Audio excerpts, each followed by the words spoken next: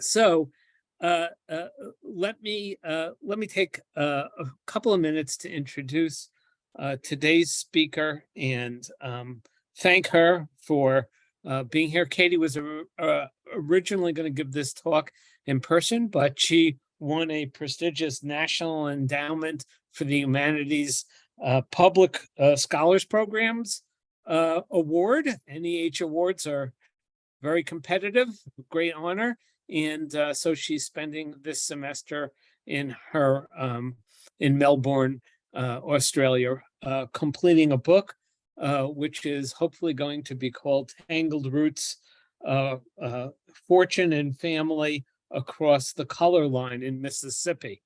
And this is um, uh, uh, an extension of uh, Katie's main research interests, which are in law and color. She also has important interests in corporal punishment, which is going to be yet another book project of hers down the line. And her first book, Troublemakers, Students' Rights and Social Justice in the Long 1960s, was published by New York University Press in 2019, has gotten a lot of good feedback. And Katie is, we're very glad that she is now where she ought to be, which is in the history department. And we're very happy to have her as a colleague. I'll just say one more word while people are still coming on. That is, I heard the chapter that this talk today is based on last year or 2 years ago, one of our history department faculty colloquia where we introduce our new works. And I thought, wow, that is fantastic stuff. And of course, Katie very generously agreed to my invitation to come speak to us for our Just Lunch, first Just Lunch of this semester. And the title of her talk will be The Peachtree King of Natchez. And with that, Katie, take it away. Thank you, Alan. Just want to thank you for inviting me to present. I'm certainly no specialist in Judaic studies. I'm really interested in law and race, especially as Alan mentioned. But I think that you'll see that this work intersects with American Jewish history in some really interesting ways. And so that's something I'm interested in and curious about. So I'm really pleased to get some feedback today about directions you think I could take this in. And thanks to Trice for setting all of this up and making sure that it works smoothly.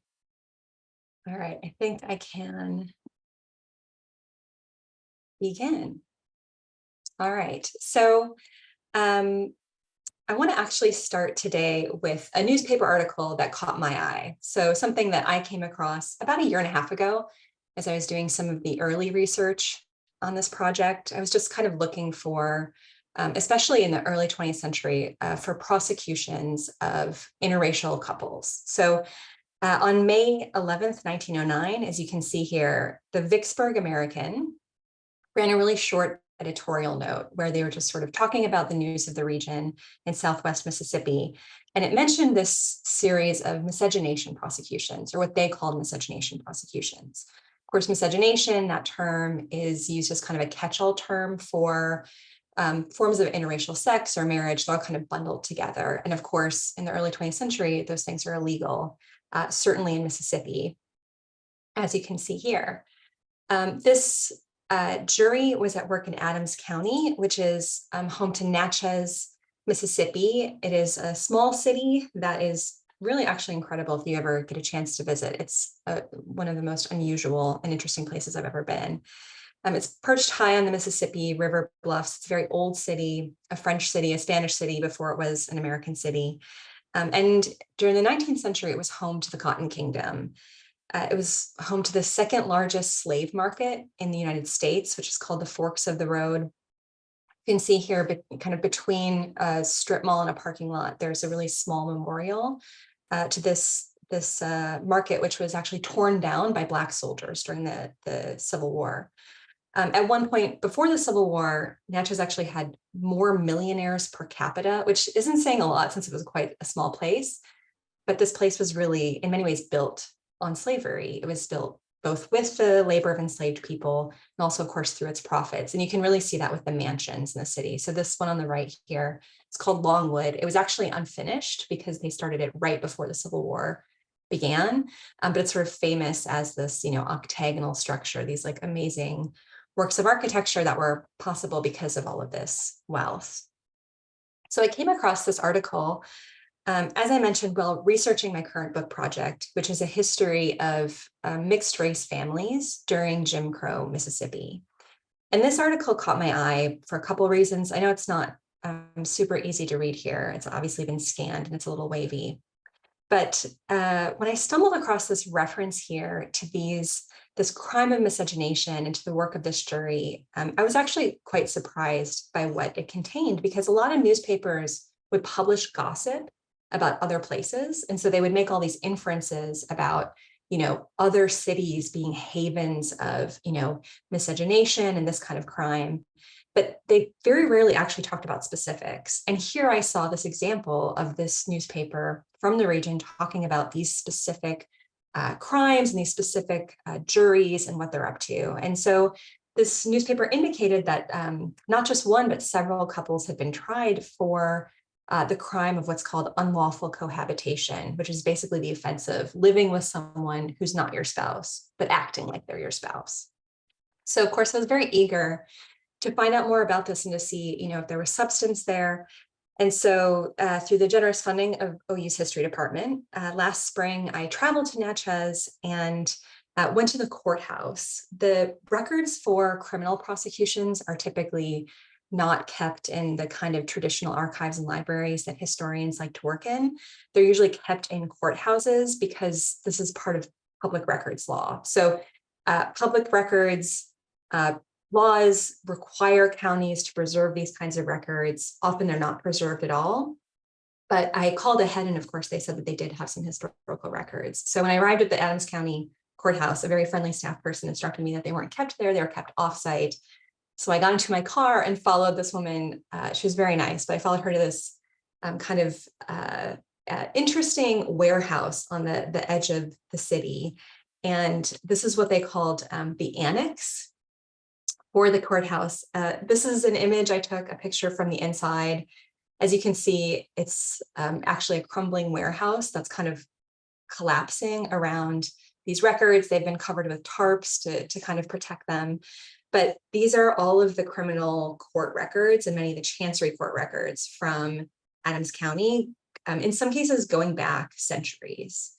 And among these records, I heard from a local archivist are things like, records of cold cases from the civil rights era. Like, it's really kind of incredible how poorly they've been maintained. But luckily I found, actually, I think it was a pile created by an archivist who was trying to rescue things. And in this pile of records that I found some really important court records, which include the sheriff's docket book from the early 20th century, which has all of the arrests, but also the subpoenas that were issued by the court. And I also found the general circuit docket book, which tells you what people are charged with, who's charged with what. So that was really helpful for kind of narrowing down my search. And from these records, I learned that the Vicksburg American wasn't exaggerating. So first of all, there were a lot of people who were charged with this crime in Natchez. In 1909 specifically, I counted at least 20 couples. It's hard because the records are kind of incomplete. People were sometimes charged together, sometimes they were charged individually. I was able to identify 37 individuals, but everybody that I found who was prosecuted for this crime of unlawful cohabitation was an interracial couple. So these were all mixed race couples. And it's also true, as the Vicksburg American said, that some of these people were really prominent members of the community. The newspaper crowed about these, the rest of, quote, some of the most prominent and influential citizens of Natchez. And when they said that, they were referring to people like Charles Zurkowsky. So here you can see, I'll show you some images of the various records I found. Unfortunately, I don't have photographs of a lot of these people. That's something hopefully I'll find, but that usually I have to track down descendants. And in the case of Charles Zurkowsky, I'm not actually sure he has any. But Charles Zurkowsky was a member of a very prominent Jewish family that had long-standing roots in Natchez. His parents, Aaron and Rebecca, immigrated to the United States from Poland in the 1850s. They were briefly in New York. I think they must have come into the port of New York. And eventually they arrive in Mississippi, where Aaron worked as a peddler, as many other Jews did, especially in the South. They eventually settle in Natchez and their family grows. Rebecca has at least 5 boys. That's what I've been able to see in the census. Charles is the oldest. And the sons pretty much follow their father into the retail trade. They also purchased real estate. And so by 1909, they own a lot of land in the city of Natchez. They own several businesses, and they're often operating as the Zurkowsky brothers. So they operate together, and they also live together. So according to the census, Charles Zurkowsky is a lifelong bachelor. The census regularly records him living with one or more of his also unmarried brothers. And at the time of his arrest, he was 50 years old. But as you can see here, in April 1909, the Adams County District Attorney argued that, in fact, Zurkowsky was not a single man. He unlawfully cohabited with a Black woman named Ella Carter. And you can see here that they were charged together. In April of 1909, they're both charged. The case drags over into the October term of the court, which is what you can see here. This is actually a record from the sheriff's docket book. And this is the other side, the other page next to it. So this is the actual records associated here. And you can see that his brother, Sam Zurkowsky, was subpoenaed as a witness in the case. So the district attorney is implying, right, that even his family knows, everyone knows. This isn't really a secret. The other person who is subpoenaed here is, I think, Virgil Sharp. I'm not completely sure of the connection, but he was also a merchant in town. So it seems that, they probably knew each other either through business, but also this kind of implies that they had a more personal relationship. So what can this prosecution tell us about Charles and Ella? In 1909, it was, of course, illegal for people like Ella Carter, a Black woman, and Charles Zurkowsky, a white man, to get married. And this was in the Mississippi Constitution. The 1890 Constitution, which also disfranchised virtually every Black man in the state, also prohibited white persons from marrying anybody with what they termed 1/8 or more blood quantum of African ancestry. So this was the measure basically 3 generations back. If there was, a person of color 3 generations back, you were legally Black. And this was the standard that most states used. We have this idea of the 1-drop rule, but that's actually an invention of the 20th century and much later. So at the same time, this was not, like I said, a secret affair. And Mississippi, and this matters actually because of the law. So Mississippi law did not actually criminalize what was called fornication, which was the offense of people having sex with people they're not married to. That's not a crime in Mississippi. It was a crime many other places, but not in Mississippi. This charge of unlawful cohabitation that they're being accused of is actually a really specific crime that is a public offense. So it's not something that people, commit against each other. It's something that you commit against the community by, again, cohabiting with someone who you act like is your spouse, but you're not legally married. And in this case, you cannot legally marry because of race. So as I mentioned, other states did criminalize other forms of sexual relationships, including between people of different racial classifications, but Mississippi didn't. And I think that this was intentional because, of course, the state legislature could have. Alabama did. There was a famous US Supreme Court case from Alabama that validated the constitutionality of those kinds of laws. But Mississippi didn't. And I think this is in part because of the fact that this state, along with all of the United States, has a really long history of interracial sex and relationships. Of course, this dates back to slavery. The system of slavery was, built upon the reproductive capacity of Black women whose children were destined to a life of slavery.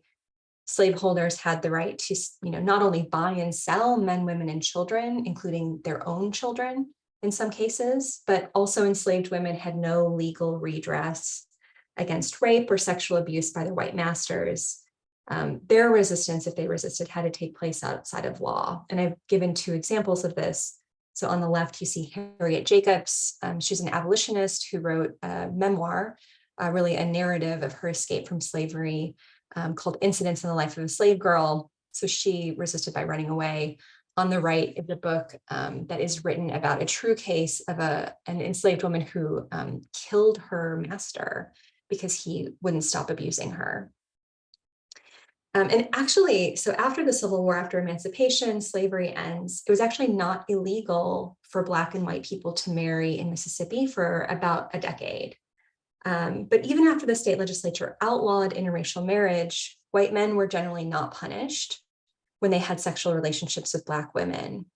With no legal prohibition on interracial sex, only on marriage, this basically created space for white men to choose their sexual and romantic partners. And it also, of course, allowed them to rape and sexually abuse Black women without fear of being prosecuted for any of these crimes. The historian Tara Hunter explains this by writing that, quote, any sexual relations that developed between Black women and white men were considered consensual, even coerced by the seductions of Black women's lascivious nature. So of course, none of this is true for relationships between Black men and white women. Black men, of course, faced the constant threat of lynching, which white supremacists justified as being necessary for the protection of white womanhood. Although most lynching victims were not accused of rape, as anti-lynching activist Ida B. Wells regularly pointed out to her readers. More often, they were lynched for exerting just too much independence, economic independence, or challenging white rule, even just by the act of voting. And as I mentioned, so in this moment in the early 20th century, despite the illegality of these relationships, there's many people in Natchez who defied these kinds of legal prohibitions on interracial relationships, including perhaps most notably a law enforcement officer. So this is a record from the circuit court minutes. This, fortunately, I did find in a library. This was at the Historic Natchez Foundation, where they rescued some of the other court records from this era. This is part of the case of the unlawful cohabitation prosecution of William Paul and Emmeline Miller. William Paul was a 30-year veteran of the city's police force. So he'd been a police officer for a long time. He was well known. Emmeline Miller is, of course, also a Black woman. And a jury found them guilty and sentenced William Paul to serve 90 days in the county jail. And that was not the maximum penalty, but it's, I think, worth noting, again, when we think about like what the law was and how that relates to how people live their lives. Unlawful cohabitation was a misdemeanor. So the maximum penalty was 6 months in jail and a $500 fine. William Paul notably gets less than that. He gets 90 days in jail and a $200 fine. Emmeline Miller, on the other hand, received a much smaller fine of only $75, and she doesn't serve any jail time. So only he is being punished for breaking this law. She pays off her fine and her jail sentence is suspended pending good behavior. Another of the couples that was charged was Nap Lissow, who has maybe the best name of anybody I'm writing about in this book. Nap Lissow and Christine Williams were also arrested and charged with unlawful cohabitation. And Nap Lissow is another member of Natchez's Jewish community. He had been born in New Orleans. New Orleans, of course, had a much bigger Jewish community, but there are several hundred Jews in Natchez at the turn of the century. Around the first decade of the 19th century or 20th century is really the height of kind of the growth of the Jewish population in the city. Lissow was called by the newspaper a prominent traveling man of Natchez. He was basically a sales representative for a lot of the firms in the city. So he worked with businessmen. Almost certainly he worked with the Sierkowskis. He would link them to grocery wholesalers and probably traveled a lot in order to do this. He had been married. He was married to a Jewish woman in 1899, but she dies after 2 years. She suffers a blood clot. It's a very sad story. And at some point after he's widowed, Nap begins a relationship with this woman, Christine Williams, which, as I'll show you later, was actually quite a long lasting relationship. It lasted almost 3 decades. Other couples who are charged included men and women with small children. So for instance, William Sanders, a white butcher in the city. Again, there's a lot of people here in the grocery trade. I haven't quite sorted out what any of that means. But William Sanders was arrested along with his alleged partner, Mamie Godbolt. She was a laundress, and they had been together, I know, since the 1890s. So for quite a while, probably at least 15 years. They had 7 children by the time that they were arrested in 1909. And perhaps for obvious reasons, they just pled guilty and paid fines. They didn't serve any jail time. In fact, William Paul's the only person who serves any time in jail for this crime. Mamie becomes pregnant again. So they don't even really seem to react to this charge. They certainly don't seem to be taking it seriously. And she gives birth to their 8th child the following year. Another family was headed by Ralphine Burns, who's quite an interesting person, and her partner, George Dean. They had also a growing family. They had 3 young children in the spring of 1909, Hazel, Edmund, and Ethel. Ralphine herself was the granddaughter of a white slaveholder and an enslaved Black woman. And we know this because William Burns, her grandfather, actually emancipated Ralphine's grandmother, Rachel, and her children. So Ralphine's father had been born into slavery, and he was emancipated by his father, who recognized him as his son. And Natchez had a very large free Black population, had the biggest free Black population in the state of Mississippi prior to the Civil War. And a lot of these people were the children of slaveholders. So that's either they were the partners or children, and that's why they were emancipated. I know a lot less actually about Ralphine's partner, George Dean, because he just doesn't appear in the census. And I have a lot of theories about why he's not there. The most obvious one is that he is living with a Black woman, and so he just sort of avoids being home when the census taker comes, which is something that people did quite frequently. But there's no doubt that they've been together for years because their oldest daughter is 7. And Ralphine is pregnant. So she gives birth to their 4th child, another daughter, Olga, in December of 1909. Other couples had similar stories. Again, these are people who've been together for years. Sometimes they're families. Some of them are older. I think the oldest couple who was arrested were 70-year-old Lawrence Clapp, who worked on the river his whole life, was quite well known. His alleged partner, Mary Dent, was in her late 60s. You might be noticing a common theme here. In all of these couples, the men are white and the women are Black. And that is true throughout all of these unlawful cohabitation prosecutions. As I said, the other way, it wasn't allowed. So there's something here, a kind of acceptance of these couples as long as the men are white and the women are Black. And as I mentioned, the Sanders and the Deans constitute, by any measure of their era, a family. They lived together. They had children. There's no evidence at all to suggest that these fathers denied the paternity of their sons and daughters. Indeed, in Mississippi, a couple didn't even need to get a marriage license because the state recognized common law marriage. So as long as you live together and you act as if you're married, you legally are married in Mississippi with all of the obligations that come with that. But of course, these people cannot be legally married because of race. As I mentioned, although several dozen people are arrested for this crime, only William Paul serves any time in jail. And in fact, juries actually found 2 other couples not guilty. Other people like Mamie Godbolt and William Sanders just pled guilty. They moved on with their life. This was also the case of Nap Lisso, as you see here. He pled guilty, paid a fine, served no jail time. All these people received suspended jail sentences pending good behavior. But again, I don't have any evidence that any of them actually were called back to the jail. I don't think that any of them served any jail time after this, even though it's clear that they were defying the court. The district attorney eventually decided not to pursue charges against a lot of the other couples as well. So we see this big spurt of prosecutions in the spring of 1909. In the fall and the following spring, the court's still trying to work through these prosecutions, and they just end up deciding it's not worth it. The district attorney drops charges against Ralphine Burns and George Dean, and also against Charles Zurkowski and Ella Carter. So he doesn't plead guilty. He's not tried. The charge just goes away. So how do we make sense of these prosecutions? Why are these couples being tolerated in Natchez in Mississippi, which is, famously one of the places where the color line is defended most violently? Why are they all being prosecuted in 1909? It's clear they've been together for a while. Of course, there's a much bigger question here, which is whether this phenomenon is unique to Natchez. This is the question my book is addressing, and the short answer is no, it's actually not that unusual.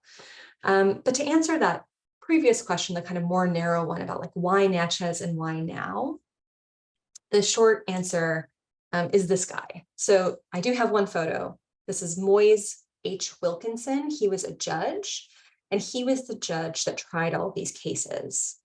In June 1909, the Vicksburg American explained that wherever he holds court, Judge Wilkinson is making life a burden for white men who are guilty of unlawful cohabitation. And these are not the only prosecutions that take place. So there's a bunch in Natchez, but there are others, especially in the southwest part of the state, which is the Sixth Circuit, which is where Wilkinson's a judge. So he's really telling the juries, I want you to find these kinds of crimes and to hold people accountable. In Mississippi, judges held criminal courts twice per year. Mississippi was very rural in the early 20th century. I mean, it remains very rural today, but that was very much so in 1909. Most counties, they don't have regular courts. They don't even have enough business really to have regular courts. They might have a justice of the peace who deals with things between the circuit court terms, but it's really twice a year that court is held. Judge Wilkinson was in some ways exemplary of progressive era politics in Mississippi. In the first decade of the 20th century, Mississippi is a one-party state, and that party is, of course, the Democratic Party, which in the South is dominated by segregationists and white supremacists. But despite one-party rule, the Democrats were divided between a conservative wing and these so-called progressives. And when I use that term progressive, I don't mean it in the sense that we mean it today. I mean it in this very specific sense of this political moment, late 19th, very much early 20th century. These capital P progressives are a particular political movement that was not limited to one party. So there are Democrats, there are Republicans, they're sort of allying with the populist movement in some cases. And in Mississippi, in particular, these progressives are very much regressive on race. So they are reactionaries who often expressed a really virulent support of white supremacy. They embraced lynching. The progressive era really refers to this moment in American politics when these progressive politicians, what they wanted to do was use the state. So people like Wilkinson, he's using the courts. Other progressive reformers wanted to use the state to address social problems. These in northern cities especially included things like poverty, child labor, dangerous working conditions, sanitary issues, food safety. In the South, the progressives see segregation law. So they want to find a solution to what they call the race problem. And they find this through segregation laws. They say this is going to bring peace and order to Southern society. So again, they're not progressive in the term sense of we use it today. This is a moment, it's a political party. These people call themselves progressives. And they were especially concerned about forms of vice that harmed women and children, including men who drank too much, who gambled away their wages, who gambled away the wages that their wives and children were making. They're very much concerned with crimes of vice. And miscegenation, as it was called, was considered one of these vice crimes. As I mentioned, they're not limited to one political party. They include really diverse figures. People like Teddy Roosevelt was a progressive, Woodrow Wilson, who of course brings segregation to the federal government. He's a progressive. Roosevelt's a Republican. Wilson is a Democrat. Jane Addams is a progressive. She's the first American woman to win the Nobel Peace Prize. And other progressives include really notable racists like James K. Vardaman, who's Mississippi governor prior to the era I'm talking about later. He'll be a senator who, again, is this really an adherent of white supremacy. He's a very vocal white supremacist. He endorsed lynching. He called for the repeal of the 14th and 15th Amendments. Again, he's not progressive on racial relations by any means. And these people all have really different views. Teddy Roosevelt is off fighting in the Spanish-American War. Jane Addams is a pacifist. That's why she wins the Nobel Peace Prize for her work opposing World War I. But they all have one thing in common, and that's this idea that state and local governments in particular can improve the lives of Americans and can improve society by addressing these problems. They want to bring the power of the state, bring bureaucracy to bear on this. And part of this is through the courts. It's also the invention of the juvenile court, family courts come from the progressive era. Wilkinson's trying to use the criminal courts to address this quote unquote race problem. He had been raised in Amet County, which was a hotbed of what was called white cap activity. And I do want to talk about the white caps for a minute because I think that they're quite important. This is not the Klan. The Klan is dormant or kind of defunct during the 1890s and the early 20th century. It'll come back during World War I when it's refounded in Georgia. The white cappers are, of course, taking some inspiration. I mean, the white caps is pretty notable as a symbol. These are, generally speaking, white tenants, so white men who don't own land or they own very small amounts of land. So they're tenants, they're small farmers, and the white cappers were vigilantes. They used violence, they murdered people, they used intimidation, and they really targeted 3 different groups of people. They targeted Black landowners, and in Southwest Mississippi, near Natchez, there was a lot of Black land ownership because this was not the Delta. So Natchez was kind of the gateway to the Delta. West or east of Natchez and south of Natchez, it was more hilly country. It wasn't as good for cotton farming. And so a lot of Black farmers were able to hold on to some land. So there's a higher percentage of Black land ownership in some of these counties than there is elsewhere in the state.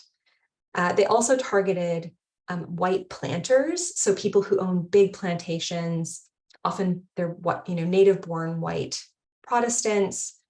They have a lot of power, they have a lot of money. And the third group that they target is Jews. So they really go after Jewish merchants in particular, who they see as colluding with these other groups to basically take power and authority away from these, as they see themselves, dispossessed white men. So they really see themselves as aggrieved by these groups. They really blame Jewish people, they blame Black landowners, Black farmers in general, and these big planters. And they see the planters as controlling state politics and sort of using these other people, to keep them down.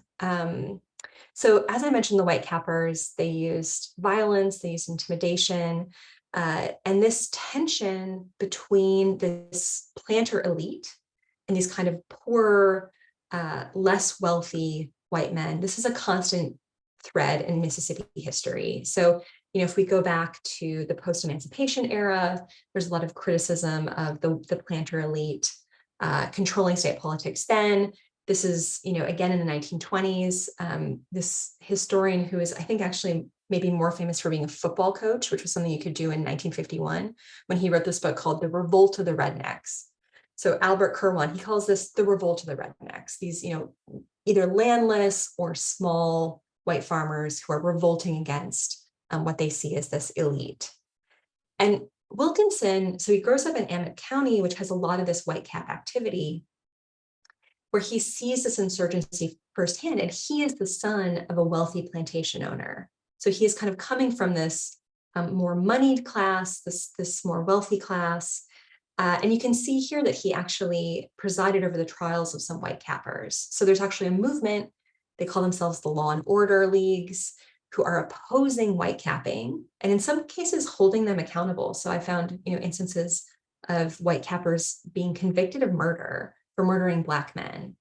Because again, it's seen as this like interclass struggle between white men. And so Wilkinson, he's trying to bring these white cappers to heel. He's trying to punish them, again, through the courts. You see this lawlessness as another symptom of the problems of Mississippi society. And so this kind of opposition to white cappers, opposition to vice crimes, this all coming through the courts is, in a sense, like emblematic of these progressive politics. So Wilkinson wants to deal with these problems. He wants to deal with it by enforcing the law, essentially. And so he goes around to all of these different cities and counties in Southwest Mississippi, and he was really concerned with prosecuting what he saw as forms of vice. So he, carrying concealed weapons, but also gambling, drinking, and what was termed miscegenation. These are all things that to him are really important social problems that need to be addressed. In April 1909, so when he comes into Adams County to hold the spring term of the court, he tells the grand jury that he wants them to focus on gambling, selling tobacco to minors, and violations of the Sunday law. He also says, and this is where he invites the grand jury to take a closer look at these unlawful cohabitation complaints that, quote, he had heard of complaints from the respectable colored citizens that the law against illegal cohabitation was being violated in their neighborhood. And so he's talking about people like Charles Zurkowsky and Nap Lisso, William Sanders, these kinds of men. So he's, somebody who takes this quite seriously. He sometimes would dress down his juries. He called the jury a bunch of fools and idiots. The newspaper printed this is how I know it, because they couldn't agree about the guilt of an alleged bootlegger. And he claimed that this, showed that the people of Natchez are in favor of the violation of prohibition laws of the state. So again, he's a law and order guy. He is so dedicated to this idea of enforcing the law that it brings him into conflict with local people, including in places like Natchez. So I think this helps to explain a little bit of why juries are finding people not guilty, of why people are not being prosecuted, because he's, trying to get these prosecutions to happen, but he's facing a lot of resistance. A lot of people just don't see this as something that they're that interested in dealing with. And so we see juries being reluctant to convict people of things like unlawful cohabitation, even though, as I mentioned, 100 years later, I can find lots of evidence that these people were guilty of unlawful cohabitation. They have families, they clearly live together. So to come back to this question, so why are these people charged? And the second question, which you all might be a little bit more interested in, is does it matter that some of these men are Jewish? I think it does matter. I'm going to take a stab at trying to explain why in a kind of reasonable sense. So as I mentioned before, Natchez has a substantial Jewish population. There were quite a few quite wealthy Jewish people in the community. So this is a prominent population. And so we see, especially white cappers, talking about this population in very negative ways. But of course, it's also true that the members of this Jewish community are classified racially as white. So they're both, white men, but they're also Jewish. The terrorism, I think, of the white cappers in the 1890s reveals how many lower class white Protestants did blame Jews for their own economic woes. These longstanding tensions are never resolved. They just kind of keep flaring up. And so one of the things I argue in an article I'm submitting about this case specifically is that that's kind of what's happening here. So we're seeing a kind of burst of enthusiasm for these prosecutions because essentially, these poor whites, these smallholders are seeing people like Charles Zurkowsky as people who hold themselves above the law.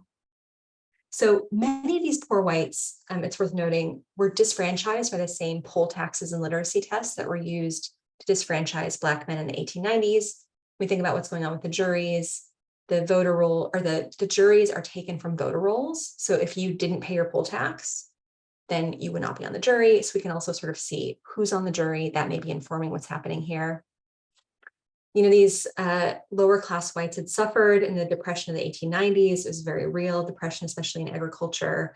And their perception is that state politics are being controlled by these wealthy white planters, that the poor whites are being unfairly taxed. And so during these anti-miscegenation campaigns that are taking place in Natchez and elsewhere, men are forming groups. They're forming, the Vicksburg Anti-Miscegenation League. And so, who's making up this group? I suspect are kind of people who are more on that side of the coin. So they're people who, again, are thinking like, maybe this is an opportunity because the vigilantism of the white cappers has been suppressed. Maybe we can actually go through the courts. Maybe that's a way that we can punish some of these people who can hold themselves out as being above the law, this political class. So why do I suspect this to be the case? Do I have any evidence for this? Well, there's a very big piece of evidence, which is that James K. Vardaman, who I mentioned earlier, was a progressive. He was, again, one of these progressive politicians, and he had just finished a term as governor, and he reprints he published several publications in the 19th century and the 20th century. But in 1908, he republishes a speech by a retiring Georgia judge that complains specifically about this problem of these lawmakers who don't hold themselves accountable. And specifically, this speech talked extensively about white men who have relationships with Black women, who are violating the law, they're making a mockery of the law. So Vardaman, as I mentioned, embraces lynching. He's trying to drum up political support from this class. So he's trying to exploit these political divisions. He's not a member of the planter elite. He can't get their support. He's going the opposite direction. He's trying to drum up support from these people who see themselves as powerless, even though we know historically they're not really that powerless. The second reason I suspect these prosecutions were an expression of this interclass conflict between these groups of white men is really that they were just not effective. So again, most people served no jail time. They paid small fines. They had their prosecutions dropped entirely. I just don't get the sense from reading about these prosecutions, what happens to these people, that anybody cared very much about this issue. There's just not evidence to sustain that. And there's very few prosecutions for at least 10 years after 1909. So there's this one effort. It doesn't really go anywhere. And then people just kind of drop it, even though we know from the historical record that a lot of these people stay together. And there's, in fact, as I'll mention in a bit, a lot of people who aren't prosecuted at all who are also unlawfully cohabiting. So these 37 people who are indicted are just part of this community of people. It's a much bigger issue. Men like Charles Zurkowsky apparently suffered no major damage to his reputation. So even though he's known for being someone who has a relationship with a Black woman, even though his name is printed in the papers, people know about this, he continues to do business in Natchez. And if anything, he actually has a higher public profile after he's charged with unlawful cohabitation than before. And this probably had something to do with his civic mindedness. He was very dedicated to improving the welfare of Adams County farmers. 1908 is the year that the boll weevil crosses the Mississippi River in Adams County, actually. The boll weevil, of course, devastates crops in Mississippi. It devastates the cotton farms, which of course is the lifeblood of the state, essentially. And we can see here people suggesting kind of crazy things like putting lead in the fields, which seems like a terrible idea. But Charles Zurkowsky had other ideas about what farmers should do, and he really encouraged them just to grow other things. He said the soil is very good here, some of the richest soil in the United States. He wanted people to grow, sweet potatoes, corn, just grow other food to feed their families. Of course, he also has an interest in this because the family owns a cannery. So, we can sell these things to other people beyond Mississippi. He did things like criticize the city's chicken ordinance, which prohibited people from having a certain number of birds in their backyards, saying like this is unfair to poor people. So he becomes somebody who's very much a public figure. He served on the Chamber of Commerce, and he was elected as the vice president of the Natchez Canning Company, which is owned by his brother Sam, in 1910. So even though his brother's being called as a witness in this case against him, even though, again, his name's in the newspaper, it doesn't really seem to matter. This doesn't seem to create any lasting divisions between him and his brothers. His family, there's more to the story here, I think, actually. He is named the Peachtree King of Adams County. This is because he would order thousands of fruit trees. He would sell them at cost. So for 10 cents, you could buy like a peach tree sapling or a pear sapling. These trees produced really good fruit. Of course, this helped serve his business because people could sell their excess back to the cannery, which would preserve it and send it to Chicago and elsewhere. So he, again, is being spoken of very positively in the press, which again is an indication to me that these concerns about so-called miscegenation are not really rooted in a commitment to like what we might identify as eugenics and this idea of like white racial purity that becomes very important later. But I think in this moment, even in the 20th century, people are just not that concerned. They're just not that driven by this issue. And as I mentioned, we know from the historical record that a lot of these couples and families stay together, in part because there's a census the next year in 1910. So the census taker comes around to all these households. As I mentioned, some people are conveniently absent. That's not the case for Lawrence Clapp. Again, the 70-year-old, I think that maybe he was just old enough, they just didn't care anymore. They are in the census together. They are clearly still living together in 1910. They do label Mary as his companion, but there's no effort really to hide their relationship. I also know that some of these other families stayed together. These are, I'm going to show you some entries from the census, which I think are interesting in their own right. There's a lot going on here. So I'm just going to kind of pick this apart. This is from the 1920 census. This is William Sanders and Mamie Godbold. You can see here that this is the gender category. This is race. So William is clearly identified as being a white man. You can see Mamie here, she's listed by this signifier MU, which is a term that used to refer to people of mixed racial heritage. So Mamie is identified as what they called mulatto, so a mixed race person. And then of course, all of the children. So you can see here, Willie is the head. Mamie is the quote unquote housekeeper, but then, these are all sons and daughters. So, what exactly is going on here is, to me, it's very evident, right? Like this is just a family, but they are putting on, a show for the census taker to make it look like it's all legal. This is from 1930.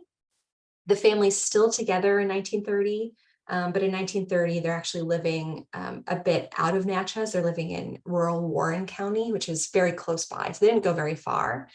You can see here, they've added a lot of people to their household. They've got this guy, George Hawk, who's, maybe a boarder. He's working for them. Again, William is listed as being white. Here you can see, again, there's so much going on here. So who is Mamie? So in this census, I was trying to sort through. I think that what was written initially was daughter, but then clearly there was some communication of well, that's not correct, right?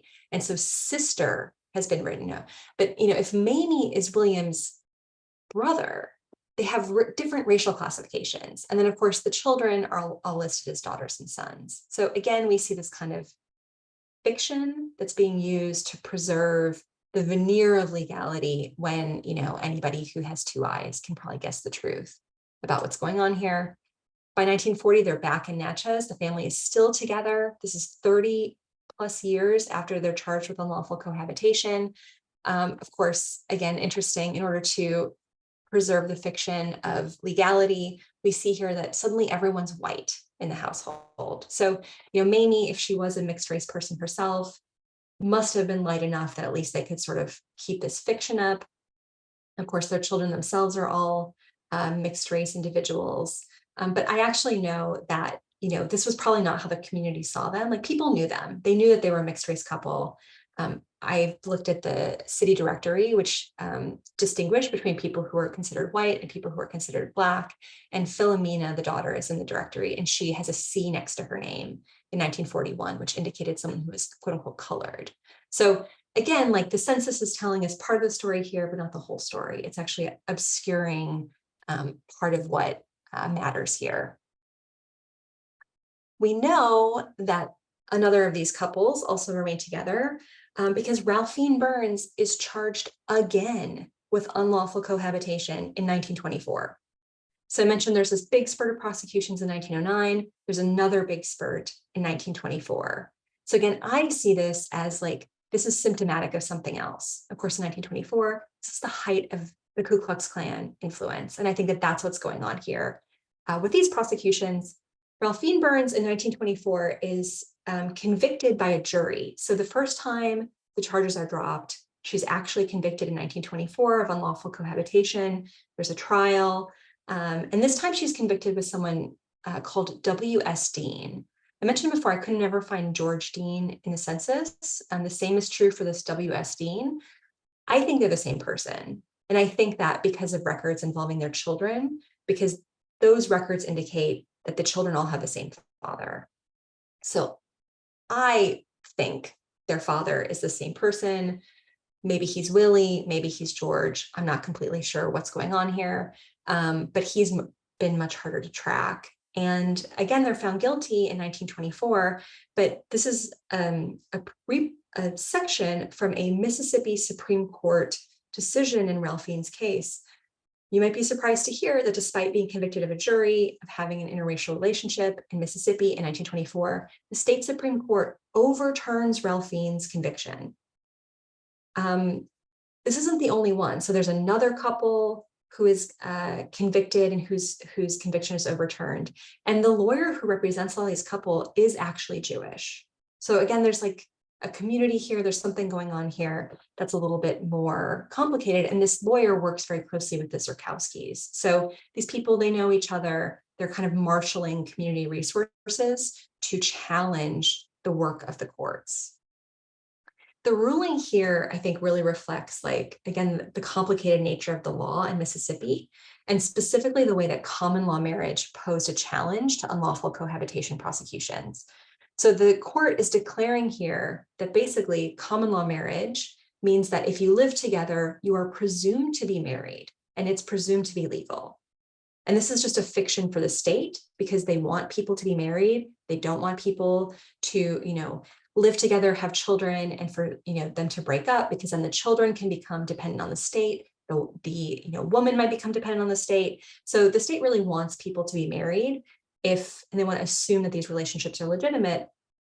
And so effectively the burden is on the state to show that this isn't a legal common law marriage. And they say, based on the testimony of some of the people at the trial, that the state didn't prove that Ralphing was Black. So when asked about the race of the couple's children to get this evidence that they are, unlawfully cohabiting, Ralphing Burns' her Black neighbor, Susanna House, who was clearly a hostile witness. She did not want to be on trial. She retorted, quote, that the children in the home of Ralphing and Willie Dean were as white as the district attorney. So what she's doing there, of course, is she's both saying, like, well, they look white to me, so I don't know why you dragged me here, but she's also casting doubt on the race of the district attorney. And this is something that happens all the time in these trials, where everybody's like implying that everybody else, has like, a little bit of African ancestry, if you go back far enough in the family tree. So the Mississippi State Supreme Court actually concludes that the state didn't prove that, quote, the woman was other than of the white race. So they basically declare Ralphing and W.S. Dean to be legally married in this decision, despite the fact that we know they're a mixed race couple. We also know that Ella Carter and Charles Zurkowski continue to have an enduring bond. We know this because he leaves her $1,500 in his will, and he mentions her first. So she clearly, posed some kind of important role in his life. They I think stayed together after their charge of unlawful cohabitation. The census never records them living together, but Charles leaves Ella the building she lives in his will. So he owned that building. She lived there. He probably also lived there too, for all intents and purposes. It doesn't seem like they had any children. I haven't been able to identify any. But another surprising finding from the 1924 prosecutions is that Charles Zurkowski is not charged, but his brother is. So his brother, who in some of the older censuses is called Simon, in the 20th century, he's regularly called Seaman. I'm not entirely sure. Maybe that has something to do with the, family's history, but he is charged with this woman, Maddie Holmes, who is also a Black woman. They, I think, had been together quite a long time, because in the 1920 census, Maddie Holmes is recorded with living with her son, who again has this racial signifier of being mixed race. His last name is Zurkowski. So I can infer from this that this is probably Seaman Zurkowski's son, Charles Zurkowski's nephew. And in fact, there's another Black Zurkowski in the 1910 federal census, Joseph Zurkowski. I haven't been able to identify his parentage beyond this woman, Savannah, is his mother, but Ancestry.com, one of the family trees, has Seaman as his father. So this may be a relationship that predated his relationship with Maddie. So it seems that he may have actually had more than one son. Last but not least, we know that Nap Lisso and Christine Williams stayed together because they got legally married after moving to Chicago. So they don't stay in Natchez, many other people do. They go to Chicago, they live in a mixed race neighborhood on the city's far south side, and they continue to cohabit and they stay together until Christine dies in 1929. Actually, after she dies, Knapp marries another Black woman named Carrie Washington. So, he is clearly very dedicated to her. This is, again, an example of enduring bond. This is a family, and we know this because they go to the lengths to make it legally their family. So there's more evidence I could talk about. I'm running out of time, so I won't, that there are other people who, again, weren't prosecuted. But I think that these prosecutions are important in a few ways that I'll just mention. So first of all, these are clearly families, right? These are not secret affairs. These are families. It's also clear that there's not that much interest in actually enforcing the laws that are meant to keep kind of people from forming these kinds of family bonds. These people often stay together despite the illegal nature of their unions. I think it also becomes very evident that despite the long history of slavery and segregation, people in Natchez were just not motivated to enforce these legal prohibitions on what I would term these common law marriages between Black women and white men. Of course, it's notable that none of these couples involve Black men and white women. This is an example of how the color line is gendered. So how you navigate segregation depends not just on your race, but also on your gender. I think also in this way, white Jewish men are, in a sense, beneficiaries of this selective enforcement of the color line. They can cross the color line because of their whiteness. But I think also the fact that they're prosecuted shows that they're also considered outsiders, right? That they become effectively scapegoats in this interclass conflict between these poorer white Mississippians and what they term the planter elite. So they're both insiders, but they're also outsiders. And I think, again, this is a bit of a proxy war. It flares up with the Whitecaps. It flares up with these prosecutions. And I think it flares up again with the rise of the Second Ku Klux Klan during and following World War I. I think the last part of this is just the family history portion. Something I've noticed on Ancestry is that whatever algorithm they use, even though these people clearly are a household, Ancestry will not identify them as such. It will disentangle. There must be some code that doesn't see people because they say, oh, it was illegal. So there's this assumption that the machine is making that these are not families. And so I think, part of the work I'm just trying to do here is just reconstruct family histories to try to tell, a fuller account of this past. So I'll stop there because I know I'm over time, but thank you so much for listening. And I welcome any questions for anybody who has some. Maybe we can all unmute for a minute and give Katie a hand. I don't know. I'd like to.